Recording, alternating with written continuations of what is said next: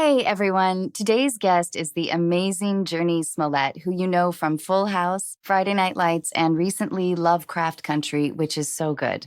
Jurnee is such a joy, and we talked about everything from our mutual love of raisin bran to work ethic, artistic integrity, marriage, and divorce. I so enjoyed our conversation, and I really hope you do too. Later in the episode, April and I talk with a listener who doesn't know how or when to open up to a potential partner. She lost her stepfather 2 years ago to suicide, and some of our conversation might be hard for some to hear. She was so open with sharing her story, and like with all of our calls, I hope it will be helpful for others to hear. I am so grateful for what the Unqualified community has become and how supportive you are of each other. If you want to write to us, just go to unqualified.com and look for the link. But first, here she is, Jurnee Smollett.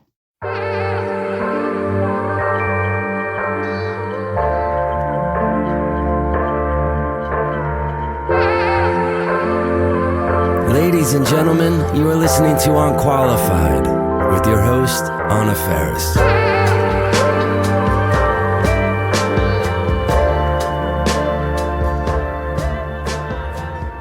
I just adore you. I have been a fan of yours since Friday Night Lights. I just love everything you do. I've been watching Lovecraft. You're so fucking great. Wow. Thank you. For one, I'm such a fan of yours. I mean, you are such a force, and that means so much coming from you. So I appreciate all the love, really.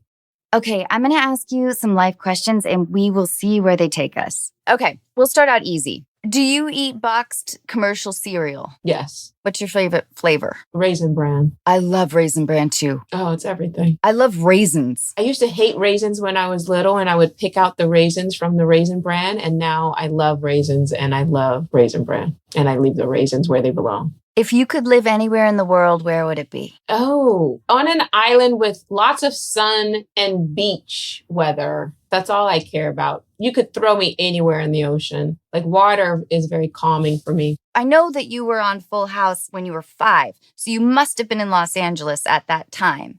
But were you born in Los Angeles? No, I was born in New York, Queens, Elmhurst. And then your family relocated to Los Angeles. We were gypsies. You know, we moved all over. 1 minute we were living in LA. 1 minute we were living in New York, lived in the Bay. So yeah, they relocated for a time to LA and then went back to New York. We kept driving back and forth. Literally, we would get in the car and just drive to New York or drive to LA. Like, the whole family would do road trips all the time. Do you like doing road trips now? I love it. Yeah, I do. I do too. It's something very comforting about driving and listening to music and stopping at random places to find garlic stuffed olives or long licorice, or, you know, like, there's so many great parts of America that we've driven through, and you find like little trinkets, or you just see different parts of life, way different cultures live. I mean, I think it's very fascinating. I love it.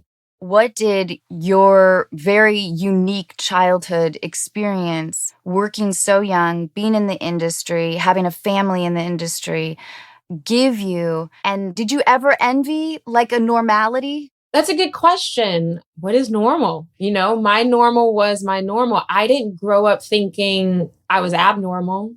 I didn't grow up thinking, oh, I am missing out on so much. It was all I knew. You know, I started when I was 10 months old, Anna, you know, so it's literally all I knew. Craft service, right? You know, the set life, learning my lines, picking up new quirks in order to become a character. So no, I think when I became a teenager, I definitely considered quitting, because the business side of this industry is rough.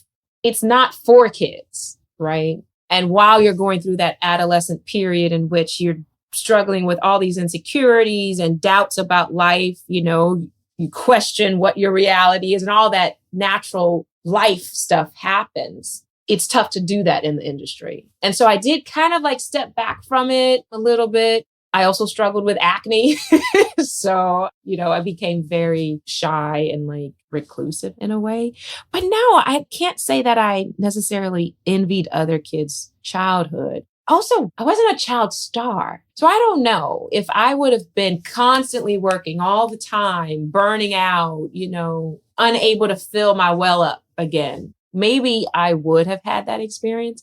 But no, I didn't grow up envying other kids. I also really loved it, the craft, the art of it. I really enjoyed it, the way kids enjoy Little League. And, I have to say, I was lucky enough that I didn't have one of those stage parents. My mom wasn't that. We grew up poor. She could have easily had me take more jobs or say yes to the things she was saying no to in order for us to be rich and not poor. And I think that helped protect my love for it. Yeah. My personal experience, I was a self-conscious teenager. I was a very late bloomer. And I found, even going up locally for auditions with girls that seemed more beautiful or, I don't know, more confident, I viewed that process as pretty rough. And then in Los Angeles in my early 20s, with all my new friends essentially being my competition. So you're alternately envying your friends. You want to be happy for them, but the comparison level is tough for a young person to absorb that, I think, in a healthy way. I think what you speak to is very real. You're kind of in the business of rejection. I just remember a period of time where it felt like, okay, I'm going on how many auditions just to get a yes. So you get so many no's before you get a yes. But also, I think it's interesting for me. I can't say that it was my friends or peers, because honestly, Anna, it would have been the roles you got, being I just wanted to get in the audition. I wasn't even actually getting in the room, to be real frank, right? So I think more so what I dealt with when it comes to appearance and all that kind of stuff is trying to not fall into what they want you to be in order to get the opportunities. Honestly, for most of my early 20s, it was, well, they're not willing to go ethnic on that role, or they're not opening up that role, And so for me, it made me have to really work against all that shit that you'd have to work against just being a Black woman in general, right? But it's just right there in your face. I can't even get in the room because of how you feel I look, casting director. So it has nothing to do with my talent, has nothing to do with anything. It's just literally they don't want a Black woman being opposite this white dude in a love story. And so I think for me, I just had to have a real sense of self of your value is not diminished just because someone's inability to see your worth. But also, I got to be honest, most of my friends in the business, unfortunately, or maybe fortunately, I don't know. Most of my friends were way older than me. So maybe that's why I didn't struggle with that as much. Most of my friends growing up were my mentors, an Alfre Woodard or Sam Jackson, people whom I'd worked with when I was a kid or played their child or something like that. They just kind of took me under their wing. My mom kind of kept me away from a lot of my quote unquote peers because the partying, being out late at night, the industry stuff. I never was the cool kid. Oh, me neither. Well, we should have been uncool together. Yes, that would have been amazing. Girl, when I tell you, I wasn't allowed to date until I was 18 years old. I think at the time, my mom's top priority in life was to maintain my virginity. Here's the thing. It wasn't even about virginity. It was about I wasn't going to get close enough to a dude to be able to do anything. So I don't even know if it was virginity. I think she didn't even want me kissing people. I had 4 brothers also who all thought they were my dad and still think they're my dad. I mean, it was quite the challenge. So thinking back to it, I'm actually, who were my friends? My siblings were my friends, Well, that's what I wonder. You're a traveling family. You're all together in a car. Did you have a high school, or were you working with on-set teachers? We were all homeschooled. And then some of my older siblings went to public school once they became high school age. But my mom started homeschooling them, not because of the industry, but she felt that the New York public school system sucked. So she was I can do this better than you guys. I'm going to keep them home, And so we were homeschooled. And then when I was 15, I started taking classes at the local junior college. So again, I was around adults. not my peers. And yeah, I was kind of always the youngest person in the room growing up. Did it make communication with kids your age odd for you? Yeah, because I thought they were so strange. In my head, I always felt that I was older than them. And adults would always say that about me, but I was always around adults. And so with kids, it kind of felt like, are you really crying over a toy right now? I mean, there's real things happening in life, but also my mom had us very aware of world issues. And like, I was put in charge of accounting in the family when I was really young, which is such a strange thing to people when I say this. Again, because they don't know my mom. She was a hippie. And so she thought it was very important for me to know how to take care of my money. So she literally had me reading my contracts, paying bills, doing the accounting for the family. I also loved math, so I was a nerd. And like dealing with bill collectors, and you're staring at me like, oh, this poor girl, she didn't have a childhood. I think doing theater in Seattle, like I spent a lot of time with these adult theater actors, and they had a different kind of creative cynicism almost. And so my exposure to all those adults, those fascinating people, and that environment, like in the afternoons and evenings, then going back to school the next day, I just didn't know exactly what to talk about with anybody. And my mom hated the idea of me being boy crazy or like a fan. She didn't want me to like worship anything or anybody. Yeah. And I'm appreciative of that now, but I didn't know how to talk to anybody about like, I'm a little old for Backstreet Boys, but like I didn't have a common ground. So, okay, wait, Jurnee, enough about me. Do you have a favorite rainy day movie that you could watch over and over? Oh, An American in Paris. I've never seen that movie. Oh, I love it so much. I love musicals, and growing up, my mom would always watch Turner Classic Movies or AMC. And oh man, I had such a crush on Gene Kelly and just wanted to be in a scene with him. I love it. Yeah, that or Sound of Music. That's another one. Would you ever want to do Broadway, like a big musical like that? I would love to. I really would love to, because it's the thing that terrifies me the most. Musical theater, I have to say, I am in awe of their capacity to use their instrument, protect their instrument day in and day out. And yeah, it's just amazing when you go and you're like, they don't hit a wrong note, man, and I would love to. I would absolutely love to, because it terrifies me to do it. So I know I have to do it one day. Jurnee, I was Heidi in the musical Heidi in Seattle, and they had to eliminate all of my solos.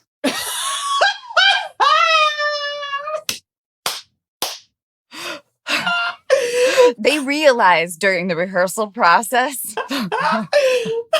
this little girl can't sing. This is amazing. How old were you? I was like 12 into 13. Were you aware of it? Like, did it hurt your feelings? I was aware of it. It didn't hurt my feelings. I feel like at that age, like my ego shortly after that kind of came crumbling down with puberty. But at that time, it had been my third or fourth play, and I was relieved, I think. But it's hard to accurately remember. Yeah. Do you keep a diary or a journal?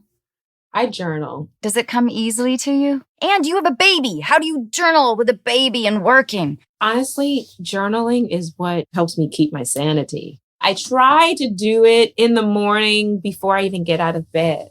I tend to wake up with this level of anxiety in the morning that I have to attempt to not bring it into my day. And so the journaling was something that I did a lot growing up. And then in the haze of getting married and coming into your womanhood, I stopped journaling in my 20s. And yeah, picked it up a few years ago again. And it's been a lifesaver. How has this last year been for you? How has it affected you? I took up puzzling and knitting. Super productive. Oh, that's amazing. No, I want to learn how to knit. Can you teach me how to knit? I can. It's really easy. I think there's something in my brain that needs like a lot of just something going on all the time. Yeah, I can relate to that. Is it hard to just sit down and do nothing? Yeah. Don't you think? It's very hard for me. Yeah, and I bought a cello over this time, and I thought this will be my project. It is not my project. It's in the bathroom, so I don't have to look at it, I guess, as much. Okay, Jurnee, do you collect anything? Yes, I collect a few things. Anytime I go to a live show or a live performance, I keep the tickets and or the playbill. So I have like a collection of tickets. What's the best concert you've ever been to? Oh, hands down, Fleetwood Mac at the Honda Center in 2001 or 2003. I can't remember the exact year. Thunder only happens when it's raining. You better sing. Oh, God. Me and my younger brother, Jake, these tickets were for my mother for Mother's Day. And she couldn't make it. She had to watch my younger brother. We couldn't find someone. So then we went. You guys wouldn't watch your little brother? Happy Mother's Day. Oh, shit. You can't make, you got to babysit? Oh, sorry, Mom.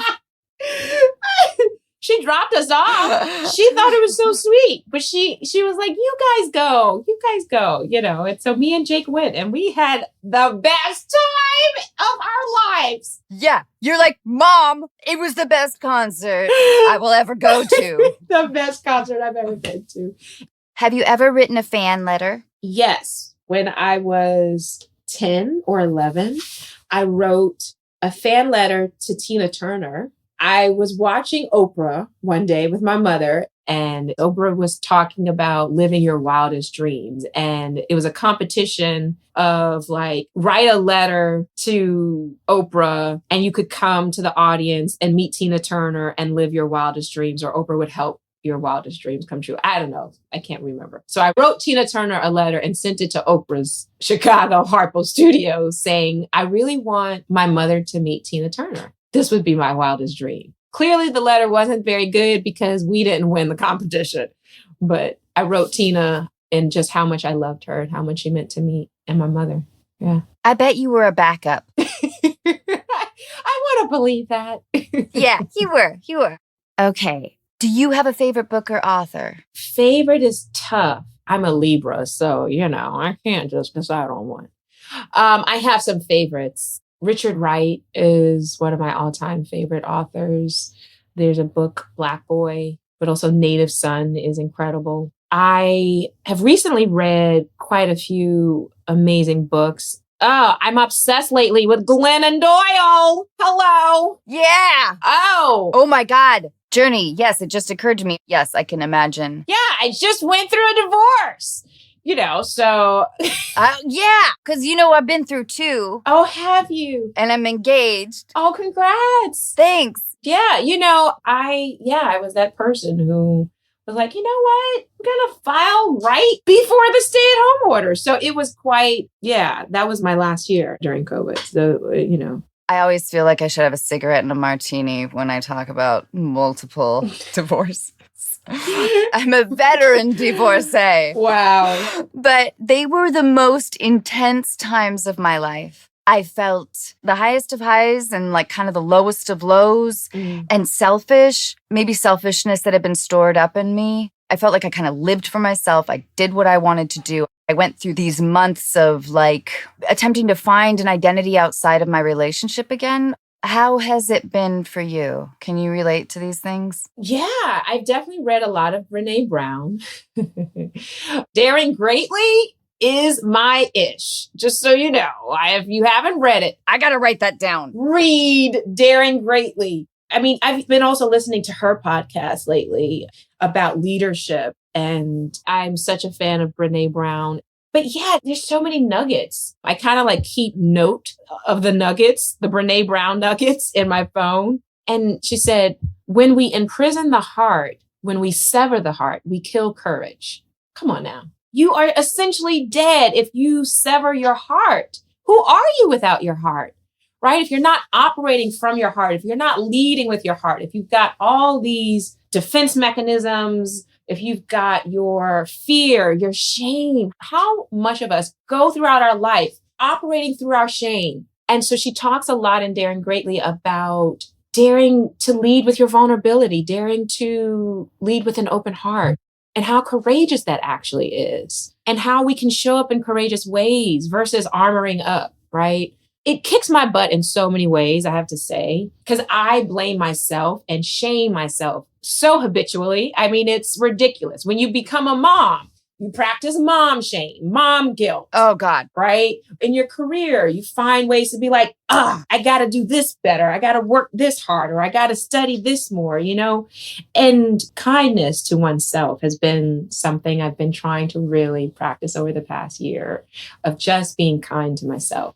I realized, particularly in my motherhood, and how it relates to my work, right? How much I was participating in the self-inflicted mom shaming and mom guilt. And I nursed my son past his 3rd birthday. I mean, throughout Lovecraft Country, throughout Birds of Prey, I was literally doing fight scenes and then coming in the trailer and popping my boob into his mouth.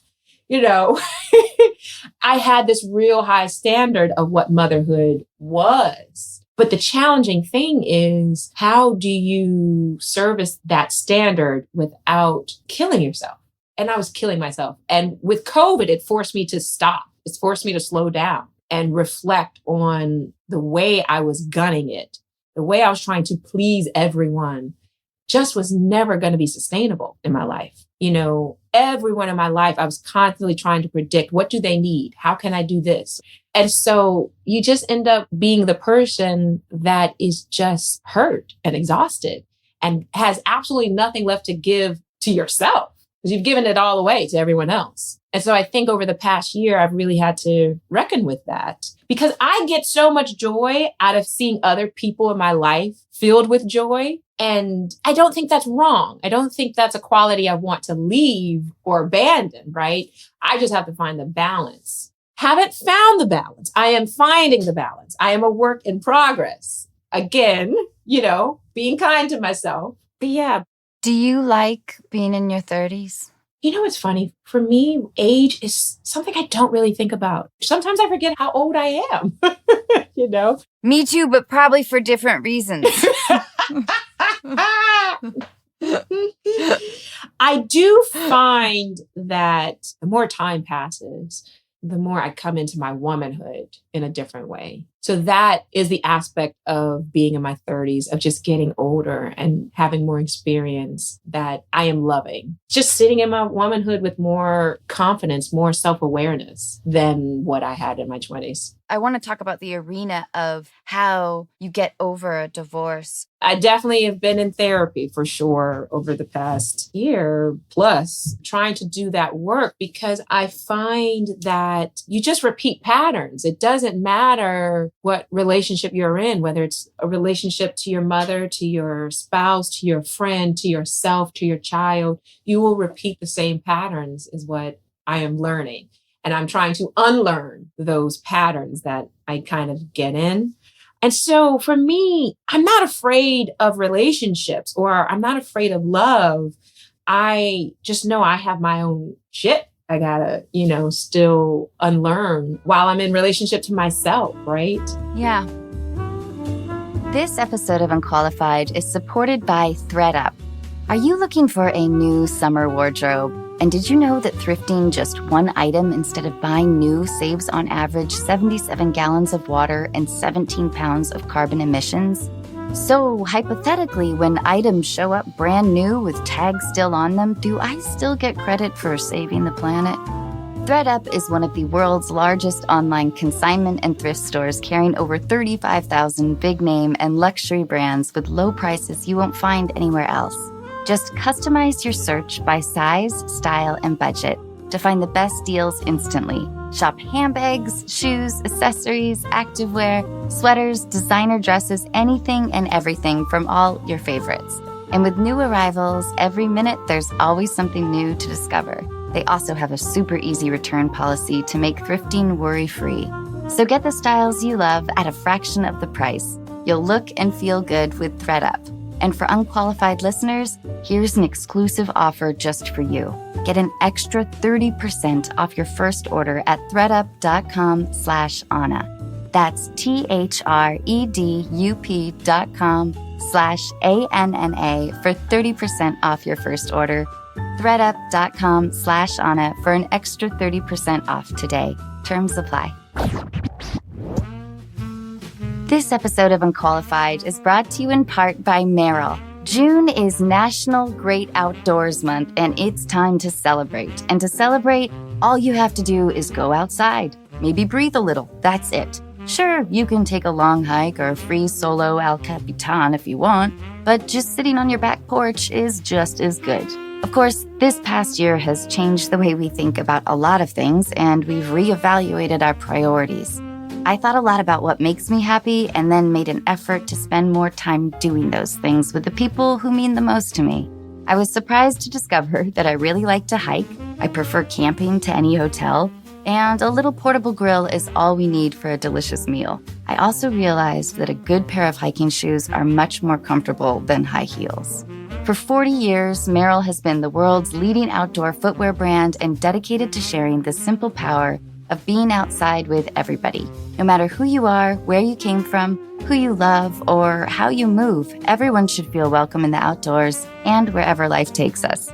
Join us outdoors each week throughout June and win Merrill and partner gear through the Merrill #DoItOutdoors challenge on Instagram.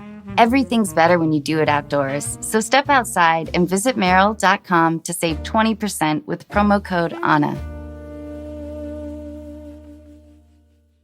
Do you think you have an idea of what you want? Like, have you been able to refine your taste a little bit in the idea of a partner? In my relationships, I found myself going to like the complete opposite type of personality or person than the previous relationship. That's interesting. Why do you think you did that? Do you think you were just trying to completely avoid repeating anything?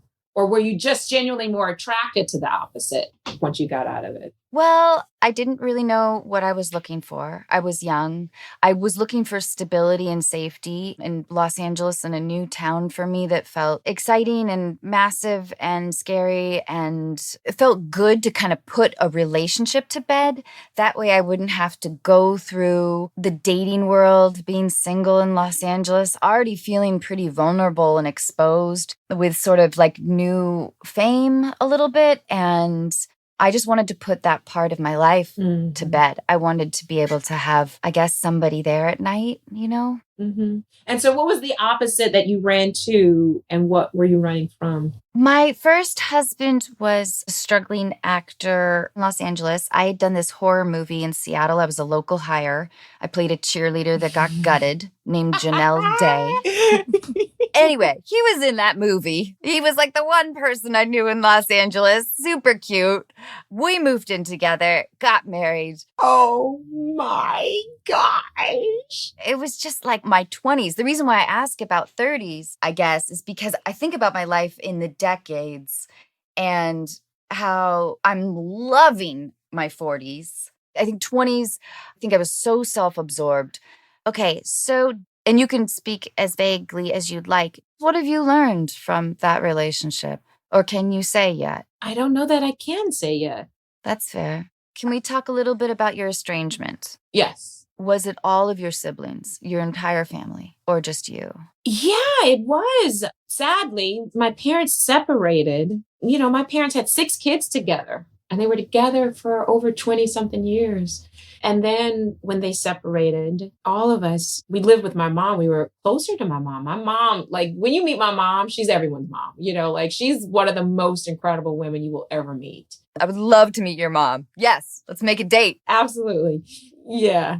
And my dad, he was the kind of man where my mom was his entire world. And so I think he never really built the bond with us the way she did. And I think that's just the unfortunate thing, you know. And he was such an old school dude, like so much man pride, but also I think struggled with his own abandonment issues in hindsight. And it's so difficult to explain or to understand. But yeah, it was just because of their divorce. Well, I'm glad that you were able to have 2 years at least of some degree of, Healing. yeah, knowing your dad as an adult. So you have some of those memories. Yes, no, it was quite healing. And we talked about a lot of things. And I think I was able to reach a level of understanding, which opened the door for forgiveness, which then opened the door for healing. Okay, more questions. How old were you when you first believed you were in love? I was 21 or 22. Is that the man you married? Yeah. Mm-hmm. Oh, so you married your first love. Yeah. We were very young. We got married when I was 24. I had just turned 24. We were so young, you know. Did you have people in your life that sort of hinted or intimated, like I did, that you shouldn't get married this young? Yes. But no one can tell you that. I know. And I was like, no, we're going to make it. I mean, I think even the judge that married us, I really think she said something under her breath to like the bailiff or whoever else was there. Like, oh God, I'll give that like 2 years. That's rude. Yeah, I remember hearing something like that and feeling really angry about it. So my friends, my new husband and I, we all went to El Coyote. You know El Coyote on Beverly? No, I'm not cool, Anna. I don't know of these places. It's exactly the kind of American Mexican restaurant that you would imagine. Okay. Anyway, we got kicked out. Probably because I was really just mad at myself. It's life, you know, you got to experience it. You got to get your heart broken. You got to make mistakes. You got to grow. I don't have any regrets about it. You know, it's a part of my walk. Were you scared to tell your family about like a separation? Or did you know that they would be supportive? I have the most incredible family, I have to say. I can't say that there's a lot that I'm scared of telling them. That's awesome. Yeah, I have an incredible support system, I have to say. I'm very blessed. If acting suddenly became illegal, how would you make a living? Math. Right? Math or guitar? Go and become an accountant.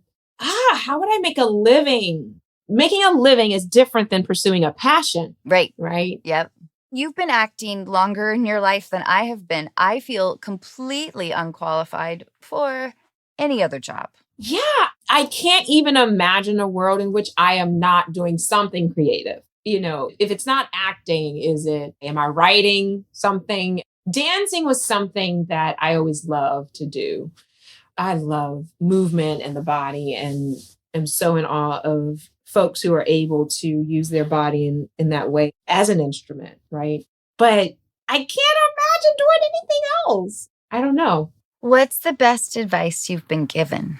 Currently, to surrender and know that I am held. That's pretty great.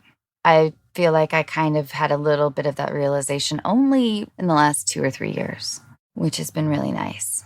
In such an unstable industry and in an all-consuming industry. Mm-hmm. What you're speaking to is very true. It's, you know, we are artists, but sometimes this industry has nothing to do with art. I think most of the time, don't you? I mean, it allows me to not take it personally when I just think about, oh, no, this is just money. Okay. You remind me of something. Jonathan Majors, my partner in crime on Lovecraft Country, Atticus, he sent me this James Baldwin speech about the integrity of an artist. And James Baldwin talks about how it is impersonal. He says, it is impersonal, this force you didn't ask for, and this destiny which you must accept. It is also your responsibility. If you survive it, if you don't cheat, if you don't lie, it is not only your glory, your achievement, it is almost our only hope, because only an artist can tell, and only artists have told, since we have heard of man, what it is like for anyone who gets to this planet and to survive it.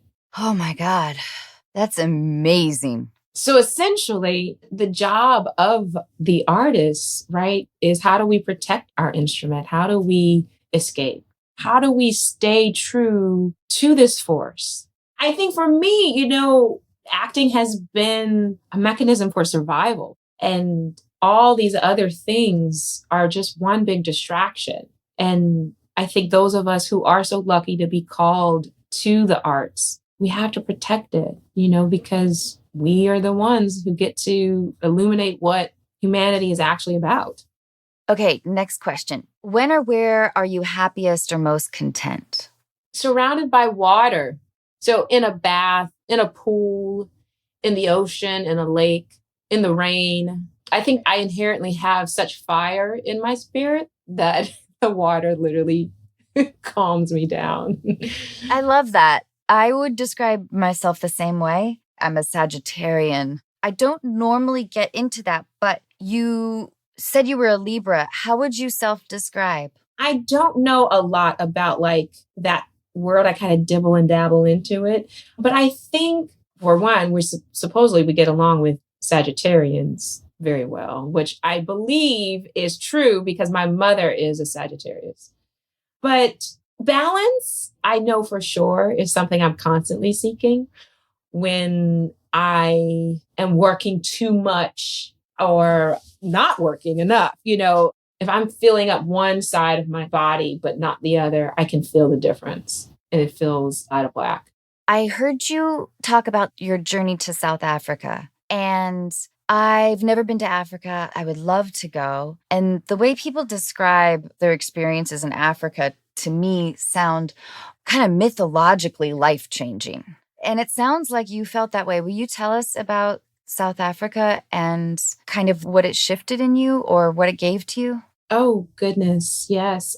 I've had a very organic relationship to South Africa since I was a kid. I was involved with an organization called Artists for New South Africa, ANSA, which was founded by like Alfre Woodard and Blair Underwood and CCH Pounder and all these artists who were working in the late 80s and 90s to assist the anti-apartheid efforts in South Africa. It then transitioned into more of an how do we help rebuild this nation, and then how do we help fight against the epidemic of HIV/AIDS. And so when I got involved when I was 12, I eventually was taken on a delegation on my 20th birthday to South Africa for the first time. And it was this place in my head growing up that I always wanted to go to. So when I finally got there, it was quite spiritual for me. It felt, I don't know, there's something in the soil. You can't even describe it. There is something in the air where when folks describe this feeling of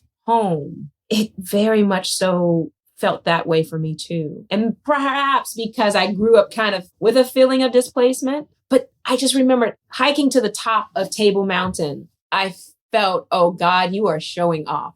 You could see 360 degrees of God's creation. Oh, wow. It's unlike anything I've ever experienced since. And I felt so much peace there. And it's interesting because this delegation happened to me at a time in my life where I was seriously considering being like an activist and working in the nonprofit world full time, and was really considering leaving this industry. And on that trip, I watched while all these artists, we met with Archbishop Desmond Tutu and the late, great Mandela. And I realized that it was the art that these artists created that got them there, right? And how their art had impacted folks across borders, in other lives, on other lands, across oceans, right? And how the art could travel well before they physically could travel there. And it was a calling, right? If you were born with the ability to create, to reveal the uniqueness of things, right? To illuminate a side of humanity through your art, then how dare you not do that? So I left feeling incredibly charged to walk in my purpose with more confidence than ever, regardless of what ups and downs I would experience in the industry. So that trip was life-changing for me in more ways than one. I love it. I think a lot about the idea of home, and I talk about this all the time on the podcast, but Bob Odenkirk said years ago that I had never been to Ireland before, but as soon as I stepped off the plane, I had this overwhelming feeling of home. And I think about that a lot because as actors, like you're always a transitory character a little bit in your own life. Yeah. And so the idea is like seeking that feeling of home. It feels like just a constant search. I can relate to that. LA does not feel like home. And yet It's where I live. It's where most of my family lives. But, I actually wrote an article about that, about how growing up between New York and LA, when people would ask me, where are you from? I never felt comfortable saying LA. I would just say, I was born in New York. And yet we didn't live in New York as much as we lived in LA, but still New York felt more like home. The culture, the scene, it's just more artistic. It feels like just the people walk. You see people, in LA, it's like you got to get in your car and drive. And so I can totally relate to just this vibe in LA. And yet, how do you define home? What is home? Is home here in Vancouver? I think it's that feeling, I think it's that feeling that you had and you'll have again. It might not be Vancouver. But okay, Jurnee, what advice would you give your younger self? I think to be kind to yourself. I'm quite harsh on myself, and I've always been. Growing up in this industry, you kind of pick up these phantom voices. So did it contribute to it? Hell yeah, I'm sure it did. Was I already pre-wired to have really high standards and like completely unsatisfied most of the time? Possibly. But I think there's so much power in being free of those phantom voices and being free of that censor, which, The Artist Way, that's another great book that I really love. She talks about during the morning pages and talks about that inner censor and how it just does not serve us. What is your relationship with the idea of patriotism? I think, to be honest, is the most patriotic you can be. So I think, trying to strive to better the country and trying to rid and free ourselves from our past and our real complex and frankly ugly history is quite patriotic. I think the work of the abolitionists is very patriotic. I think the people who say we are dreamers and we can dream of a reality that is better than our current reality is quite patriotic. Mm-hmm. It might challenge us all to just be better citizens and to take care of thy neighbor. But that's how I've always kind of thought of patriotism, is acknowledging the whole truth of who we are, which can include some very ugly truths and some very noble, beautiful truths as well. Being able to hold the whole truth. That's real patriotism to me. I love that. I completely agree. I think we can only strive to improve through critique. What is your relationship like with social media? I have a complex relationship with social media. I think at its best, it's an incredible tool. It can push movements forward and work for incredible good. And it can be quite damaging. I'm very concerned for the next generation because we didn't grow up with it, right? So I think we can have a bit of a removed point of view, and yet we can't, right? Because if you participate in it, how do you become free of the indoctrination, right? Like you're taking in so much, so many images, so many facts. You're taking in other people's lives. How do you have time to spend living your own life when you're consuming so much of everyone else's life?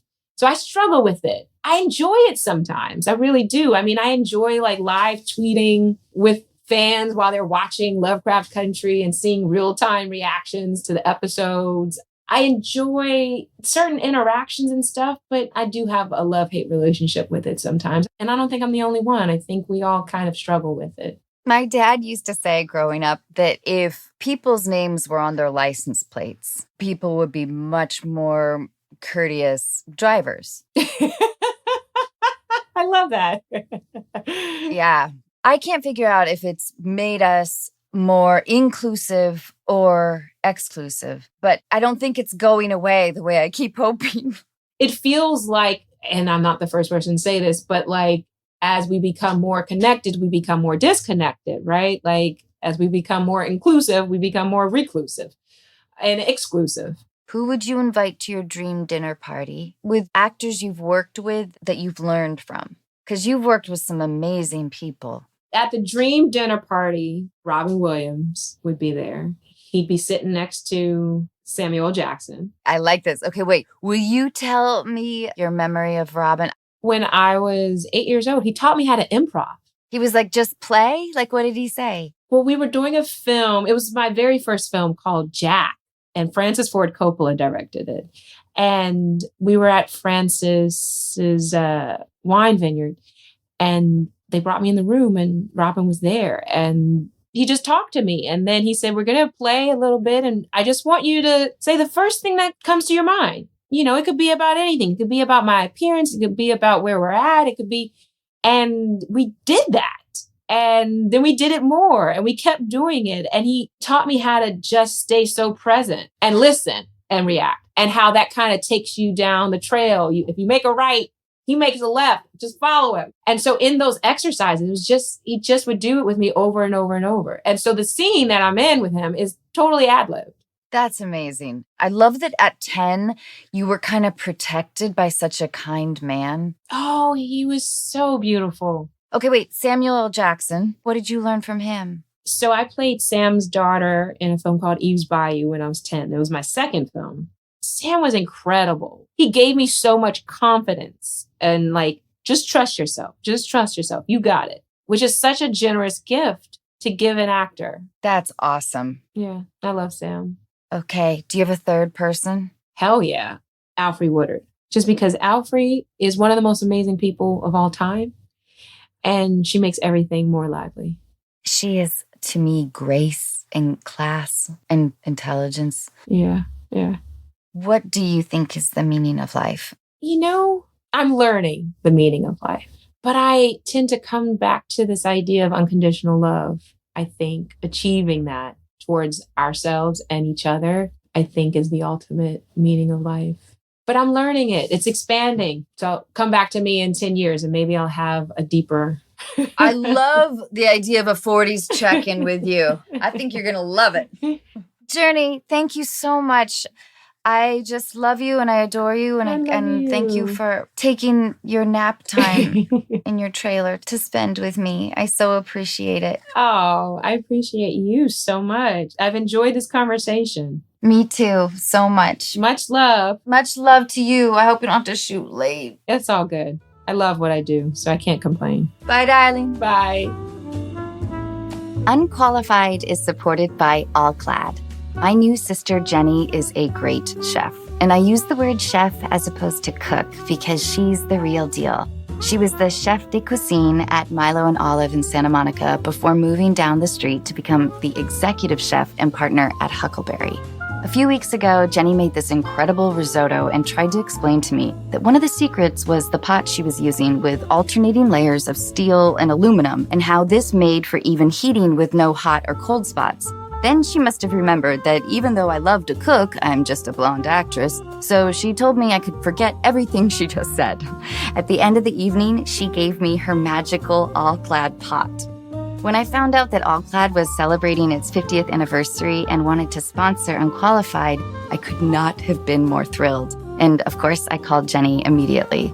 All Clad is designed, engineered, and assembled in their factory in Canonsburg, Pennsylvania. And their anniversary is a celebration of not only their heritage, but also the people who have welcomed them into their home for the past 50 years. All Clad is strong enough for daily use in all the best restaurants like Jenny's, and for all cooks, no matter their skill level. Their classic stainless steel cookware is oven and broiler safe and has a lifetime guarantee. All Clad also offers chef's tools and small kitchen appliances, as well as hard anodized cookware options. Just go to allclad.com and use promo code ANNA10 for 10% off your purchase. That's ALLCLAD.com, promo code ANNA, number 10. In his weekly interview podcast, Life is Short with Justin Long, Justin talks candidly with celebrities, musicians, actors, and artists about how they get the most out of life. Each episode goes beyond a typical interview, and Justin knows just what to ask for his guests to reveal the most intimate and unexpected stories. Like John Bon Jovi describing how his mom wanted to crawl under the seats after his performance in a local talent show because it was so horrible. Or Alison Brie sharing an unfortunate peeing incident that happened on the set of Mad Men. He also asked the hard-hitting questions like, if you could have one snack for the rest of your life, what would it be? And what is your most commonly used emoji? When I was a guest on his show, I had to reveal that I didn't know how to use emojis. I just adore Justin, and I know you will too. Listen to the latest episodes of Life is Short with Justin Long on Apple Podcasts, Apple Music, or you can listen ad-free by joining Wondery Plus in the Wondery app. Wondery, feel the story.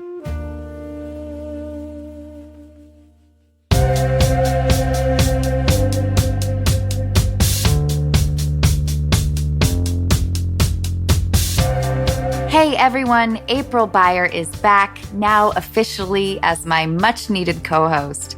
As you know from previous episodes, April brings great advice, insight, and years of experience. I am so thrilled to have her. Hi, Erin. Hi. Erin, I'm here with April Beyer, the qualified person that you'll be talking to. Hi, Erin. Hi, April. Erin, tell us what's going on. Yeah, absolutely. First of all, thank you guys so much for the time. I really appreciate it. So basically, at the beginning of the pandemic, I was on dating apps and Hinge, and I wasn't living in New York City, but was planning on living in New York City. So I had my location set there. I met someone, we were chatting, we never met up, and then I decided to not move to the city yet. So it's been a year now and we've not met. We're planning on meeting soon. But there's like a big thing I haven't told him, which is my stepdad died from suicide 2 years ago. And it's just been a huge part of my life and my family's life. And I have a lot of like anxiety issues and kind of trauma responses from it too. And I feel like it kind of comes with a lot. And I'm kind of at the point now where I don't know like how to bring it up, especially since it's been a while. And I guess it's kind of a general thing too that I've been worried about, like how to bring up something like this to a new person. Yeah. Erin, I'm really sorry. I think you get to a certain age where a lot of us have had personal experiences with suicide, and it's a really confounding kind of grief because you're just left with questions and sadness. And I'm really sorry that happened. Is your family okay? Is your mom all right? Yeah, she's okay. I'm living with her now, which is really nice to be together. And we were together through the pandemic. And yeah, like we've definitely been a big support for each other. She's amazing. Like she's very brave, I think. And everyone's doing the best that we can do. Yeah. Do you notice in the process of grieving, I don't really know much about the stages of grief. Do you think that is there kind of light at the end of the tunnel a little bit with the time passing?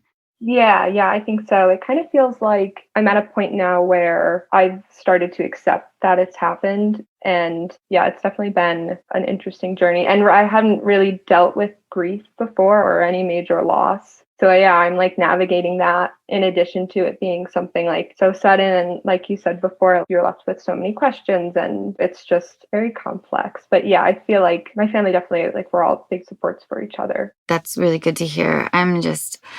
Oh man. So there's this guy, but you haven't met yet.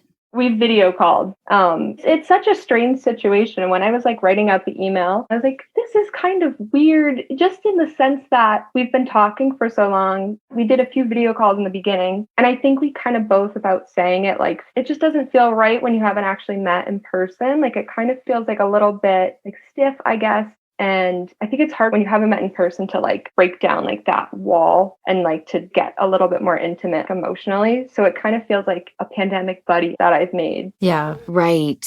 So your conversations, like how long do they last in length? When we've videoed, it's only been like an hour. And then when we text, it's kind of like an ongoing conversation. And there'll be some weeks where it's not much. And I think like he has a very demanding job and I don't love texting anyways.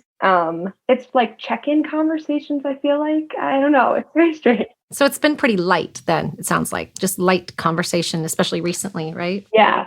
But you're pretty into him. Yeah, my mom asked me this the other night, and I was like, you know what? I am. And I feel like usually when I'm talking to someone who's like a romantic interest, I'm usually like annoyed when they text me, or like I'll kind of feel like, ugh, like I don't want to answer. But with him, I always want to answer. And like, he's so nice. And that was part of the thing too in the beginning that kind of freaked me out. And I think prevented me from saying anything very serious was that he seems to really have everything together, which I know probably isn't true. But like I was kind of afraid that I would overwhelm him with like everything and like also my anxiety, how it's been as a result. How would you want him to react? I guess that's the question. Yeah, no, that's a good point. Because I think I haven't thought about how I would like him to react. I feel like I always just think about like what the worst case scenario reaction would be. But I think I would just like someone who just wants to listen. Because I think with suicide too, it's just such a complicated topic. And I think a lot of the times like people don't want to talk about it. And then there's like the layer of him being my stepdad. And something that I'm afraid of is people thinking it's not as bad because it's not my dad, it's my stepdad. And I feel like sometimes I have to like qualify my relationship. So I think if he could respond by like not doing those things. This sounds like it was a special relationship. And you just said, people would devalue it because, well, it wasn't her father. So what was your relationship like with him? Yeah. I met my stepdad like 8 or 9 years ago. So I was a teenager when him and my mom started dating. And as I got older, like college and now as an adult, I was definitely really close with him. I don't have the best relationship with my actual dad, and my stepdad was just extremely reliable, extremely supportive. Like he would drop everything to help me. And it was just the kind of thing where I was like, he's my stepdad, like he's chosen to love me unconditionally rather than having to, or yeah. Erin, that's really beautiful. Oh, bless your heart. Because I bet like probably when you were a teenager, you probably tried to push him away a lot. And then he just like continued to prove himself. Yeah. Oh, yeah. That's exactly. That's really nice. Yeah. Yeah. I'm so glad you had that male father figure to show you what it looks like to stand up and hold space for a child and a woman, right? That you are today. You were gifted with that. And I'm so sorry it was brief, but what he gave you is forever because now you know better, right? You know what it looks like to be supportive and be supported and to be able to rely on someone. Yeah.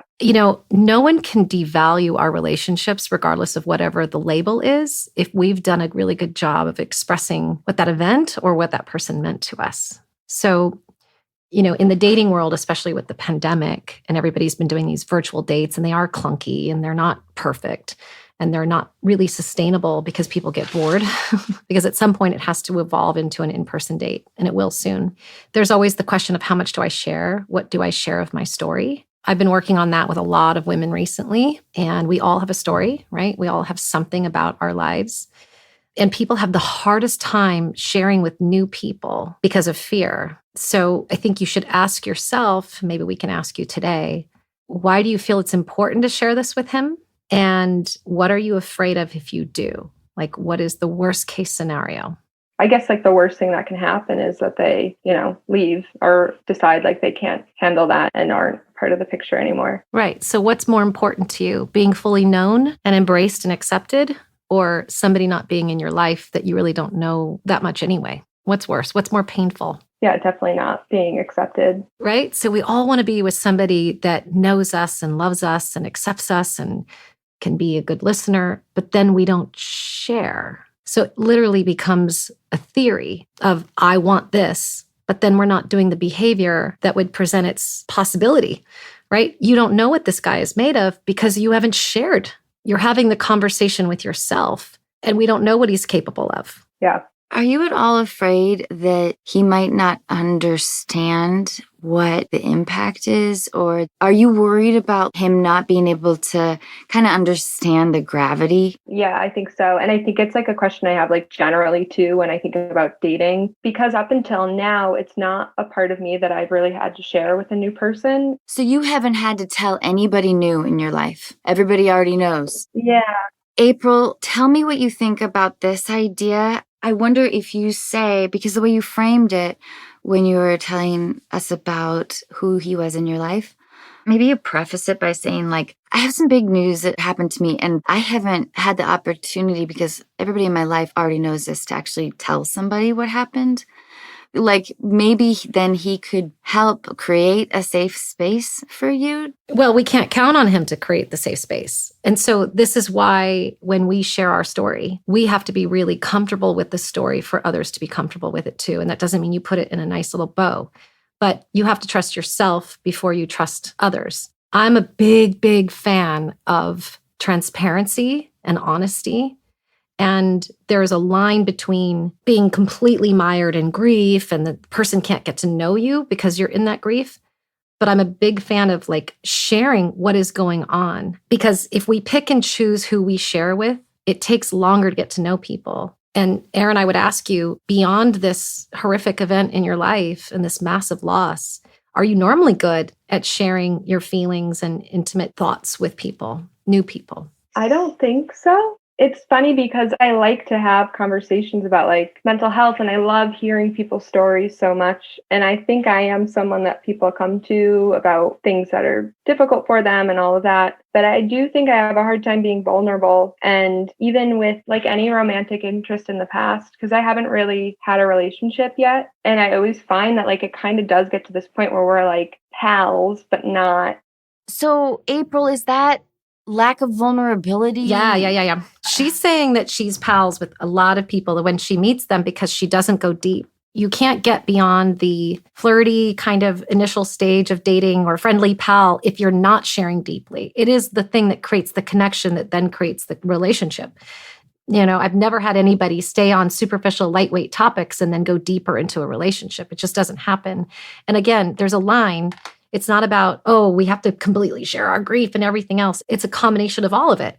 By the way, clearly family is important to you, Aaron. I'm just wondering why on these calls or Zooms or whatever, there wasn't the, hey, you know, where do you come from? And do you have sisters and brothers? And what's your dad like? And what's your mom like? Those conversations, if they were happening early on, you would have said, my stepdad, on that, you know, my stepdad, so amazing. I met him when I was 8, 9, when my mom started dating him. And of course, like a lot of young kids, I pushed him away. And then I realized, wow, this guy is so there for me.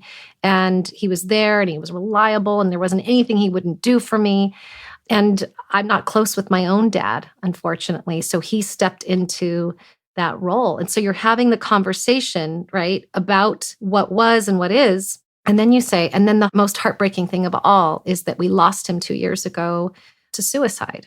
And what you've done is you've set it up so that we got the experience of, you know, your birth father isn't the one you're close to, but this man stepped in and became the father role for you, and that there's loss for your mom. So now we're not just handling your grief, we're also feeling for you and going, oh, who is this guy? You know, and how was he with your mom? And how did they meet? And so we're getting to know you. We're not invested in your grief. We're invested in your life.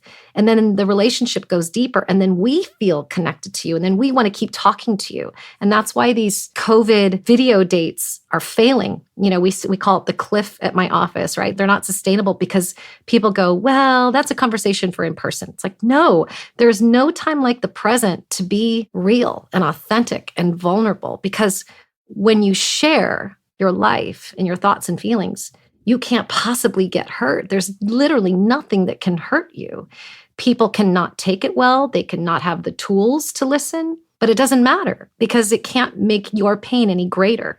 It's like, this is what is going on. It's impacting me. And you're being kind of more on the superficial with him right now, which is not deepening your connection, but it's going on. You have a lot of anxiety. I would imagine you're in the house where he passed away. Yeah. So it's on top of you all day. And then it's this big thing, this elephant in the room that you're not talking about. So unfortunately, he's not getting to know you, right? Yeah. So it's not about when you share it, it's how you share it. How you felt your own way through your story. One of my best friends in the world, we met when we were 30 and we went out for coffee. I'll never forget it. I rescued a dog from her at an event and we went for coffee right after. And she told me a story of her father dying in front of her in a scuba diving accident when she was 15. She had to go home and tell her mom, like, Dad's gone. And she told me that story in the first hour of knowing her. And it had been 15 years, right? So she had a little bit of more of a solve around the story at that point. But what was beautiful is that I got to say, what was he like? We didn't talk about the death so much. It was, what was your dad like? And do you look like him? And can I see a picture? And we bonded as friends, like forever friends, because she was so willing to open up and share, because I didn't have to qualify for the sharing. She just lived her life that way. And that's the way I live my life, which is why I'm able to create really instant connection with people, whether it's a client or a friend or how I did it with my husband. There are no conversations that are off the table. Does that make sense? Yeah. No, I was also talking to my mom. We were having a similar conversation where my mom is like that, and she will meet someone at the grocery store. She's a waitress, so a customer, and she will share her story right off the bat. And so many times the other person will respond and say, I lost someone, and then they'll connect and they have this beautiful moment. And yeah, I think it's such a good point to look at it that way, as like my story and being able to tell it, and the other person on the other end like isn't necessarily a factor. It's just because it's true, right? It's what is. And you're not saying process this for me or with me necessarily, but just know me. You're the one that said, I want to be fully known and accepted. But how can we know and accept you if we don't know what the heck is going on with you, right? And when you're sharing grief, it's also very important to share like, hey, I had a good day today. And, my mom had a bad day. And like, it's weird. Like people talk about grief, how it comes in like waves. There's a girl, her name is Amanda Klutz, who lost her husband. She's beloved by the entire country now. And she, has a talk show. And it's because she was sharing with perfect strangers on social media. And so the world feels connected to her. And she's received so much love and support because people have said, I lost somebody, or I know that feeling, or, I'm a single mom now because something happened to my partner.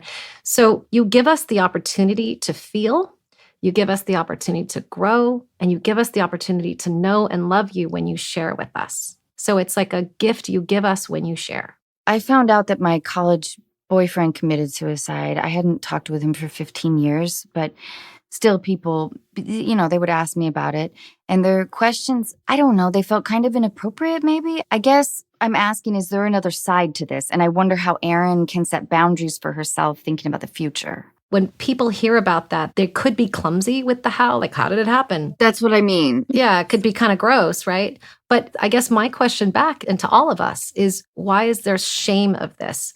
I had an uncle, a brilliant surgeon that committed suicide a few years ago, and the family won't talk about it. They won't talk to me about it. And I'm like, are you kidding? Oh, that's hard. I want so badly to get on the phone with my cousin and talk to her. And I know I could be helpful, but she just refuses because there's shame with suicide, right? It feels like a different kind of conversation than somebody died of a heart attack. But when people commit suicide, they're in pain. Or it could be emotional or physical pain. And that's a bigger conversation for us to have. So we have to just get rid of the shame of what we feel about that, right?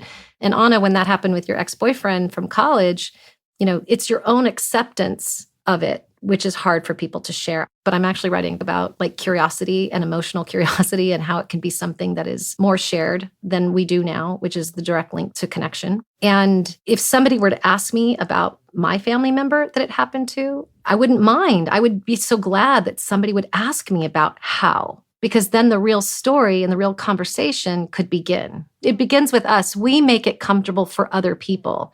And if it's too personal, you can always say, it's really difficult for me, so I may not be able to share that right now. But just know that when people ask, even if they do it in a clumsy way, they're generally asking because they want to know and because they care and they're curious. So if we say to them, oh, no, I can't talk to you about this. You're new to me. You don't deserve to hear this information yet because you don't know me really well and we're not familiar yet. You've now just completely broken a potential cord of connection. So you got to do what you feel comfortable with. But you could just say, oh, it's really hard for me to talk about that one. Can we put a pin in that, or pretty traumatic story? And I'll get there. But you have to acknowledge the person that asked because they could be coming from a really, really good place. But most people, whether it's divorce or a death or whatever, a lot of people go, I can't believe this person asked me. It's like, really? That's the good news, is that they did ask. I guess that's just a way I look at it. I think that's important. I think that Erin should be kind of armed with that knowledge as she goes forward in life. And you just never know what maybe the questioner had gone through in their own life. Yes. And do you see that though, Erin? It's so interesting how you told us that you're the person in your friend circle that they go to for support and advice. You're somebody who likes to discuss stuff, but yet you do it with people you know really well. But in your relationships, and why you haven't had a deeper relationship yet, is because you're keeping everything kind of superficial and lightweight a little bit, right? Yeah. If you turned it in your mind of like, well, this is the good stuff. It isn't the pain. It's the real thing that's going on. It's who you are. You love to do that deeper dive. It's just you love to do it with people you trust. And I say you create the trust by doing the deeper dive, not the other way around. Yeah. Yeah, I'm with you, April. If you all meet me, like you can ask me anything and I will never, ever tell you that anything you ask me is too personal. I will give it up immediately, whether I know you for 5 minutes or 5 years. That's just who I am. To me, there's no choice in the matter because I don't want to live this lifetime without people knowing me. Yeah. So my mom being someone who shares so much so openly, I just think it's amazing. I like the connections that she has with people and how you mentioned you have with others. And I think it's funny because I was thinking I have had opportunities to share this. And every time it comes around, I just like avoid it. But I don't know why. This is where I can come in with like, you can use me, Erin. Next time you're talking to him, you can say, all right, this is going to sound really crazy, but I talked to this actress and her very qualified co-host, and I kind of want to tell you something big in my life that I haven't yet, and they recommended I do so you could get to know me. If you are at all interested in dating him outside of the pandemic, I think you'll get your answer in telling him how much he shares back with you. Does it totally, which I think April and I think it will, open up the relationship to this different level, which would be really awesome. But I think sooner rather than later, if it's comfortable, if the timing's right, it's all about the timing. Yeah. Well, it's interesting that April said before, like with the Zoom dates, feeling like, oh, that's an in-person topic. And like that was my thinking in the beginning. And then it just kind of kept happening. Like we just continued to not see each other. But I have gotten the sense that like, I know he has so many things to share. But I just think also at this point, I'm like, what would the setting like, I don't know. I feel like I just don't know how to bring it up. Well, you said earlier that he's really nice and that he seems to have it all together. So if he's really nice and has it all together, then he's going to be really, really good at absorbing this story and this information, right? Because he is so calm. You're not going to overwhelm him because you get the image of him that he is together. And by the way, it doesn't even matter because this kind of information doesn't break or make relationships. It is what it is. And you can always retroactively, like Anna's saying, and go back and be like, there's been something I've been wanting to tell you and share that with him. And the way you get really good at sharing this tougher stuff is by being the person that always shares the good stuff too, meaning you share your joy. Like you're like, oh my God, this thing happened to me. It made me so happy. Or my mom said something the other day and she's just so amazing. That way, when you start to share deeper, harder stuff, it balances it, right? And then nobody is overwhelmed by you because they're so accustomed to you sharing in a transparent way of, I share positive, I share joy, and I share grief, and I share frustration. I share all of it because it's all true. It's the people that either don't share at all or they go fully on in with the gas pedal on, here's my grief and here's all the stuff that's going on. And that can be really overwhelming to a new person. But if we've been kind of letting it all out with all of us, nobody defines it of like, this is what she's sharing that is dark and scary. It's just she's a person that shares. Yeah. You're balancing out how people receive you. And it's never too late. Like Anna was saying, it's like, might as well do it now because it's not going to change anything. Yeah. So when you hear someone's story of loss, it's not just the grief. It's the grief as the starter story. But then there's all this other stuff where we know you and then we get to know your mom and like, well, why did she choose him? And what is she like? And you think it's going to start and stop at the grief story, but it's just the beginning of knowing you. Yeah. Yeah. I love that. Yeah. Erin, I bet he was really proud of you. Yeah. Thank you. I bet he felt really lucky that you were in his life. And I love the fact that you said he just chose to love you. He didn't have to. I think step parents can be some of the best relationships of people's lives, especially if, the person who gave birth to us wasn't amazing at it. You weren't dealt the good dad card. So you're super, super lucky that you got to see that. It's going to really help you in your relationship life going forward to know what that vision is of a good guy. Yeah. I'm so sorry you lost him, but the memories and what you have from him are still here. Yeah. Erin, please give my love to your mom. I will. And I love you, and my heart goes out to both you guys. And thank you so, so much for talking with us. Thank you so much. I really appreciate it. And it was really lovely to talk to you both. You as well. Me too. Have a wonderful rest of your day. Thank you. You too. Bye, Erin. Bye, Erin. Thank you. Bye.